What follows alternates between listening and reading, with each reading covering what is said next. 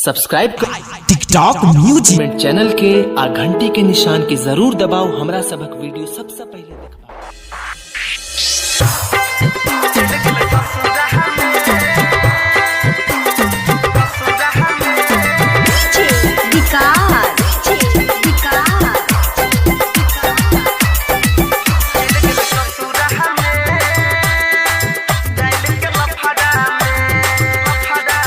चले गेले ससुर हमें दिल लगे चढ़ा में डाइल के लफड़ा में। चले गेले ससुर हमें दिल लगे चढ़ा में डाइल के लफड़ा में। गाँव वाली छौड़ी से करे है प्यार छोड़ के हमारा चल गेले ससुराल।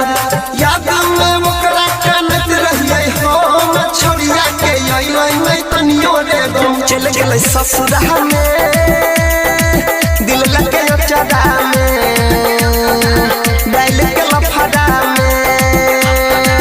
चल गेलै ससुराल में दिल लगे चढ़ा में डाइल के लफड़ा में।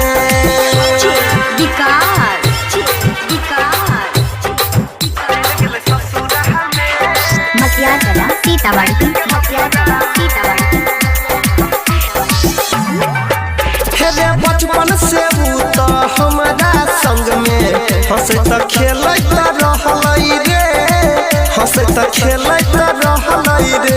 अरे दिल से हमारा खेल गेलै पहले कहियो नहीं खेललै रे पहले कहियो नहीं खेललै रे। सब्सक्राइब टिकटॉक म्यूजिक चैनल के आ घंटी के निशान के जरूर दबाओ। बचपन से तो हमारा संग में हंसे त खेलत रहलै रे हंसे त खेलत रहलै रे। अरे दिल से हमारा खेल गेलै पहले कहियो नहीं खेललै रे पहले कहियो नहीं खेललै रे।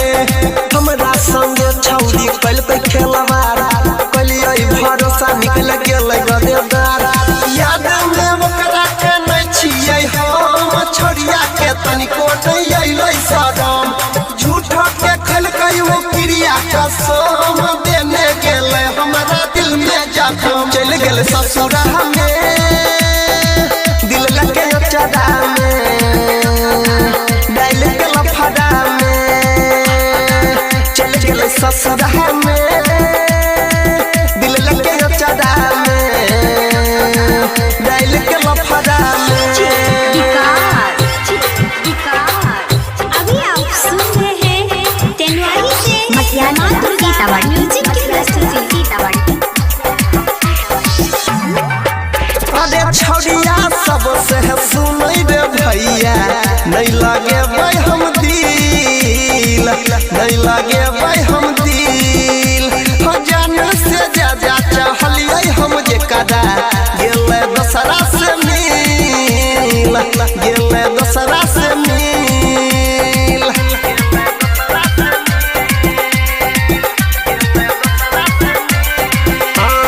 छौड़िया सबसे सुनै रे भैया नहीं लगे हम दिल नहीं लगे हम दिल। जान से ज्यादा चाहलियै हम जे कदा गेलै दोसरा से मिल गेलै दोसरा से मिल। दुइये दिन खातिर ई त करै छै प्यार छौड़ी सबके सुन भाई रे छै कि रोजगार। ओ मिलिया दम साच केलकै रे प्यार ओकरे खातिर भूल गेलै संसार।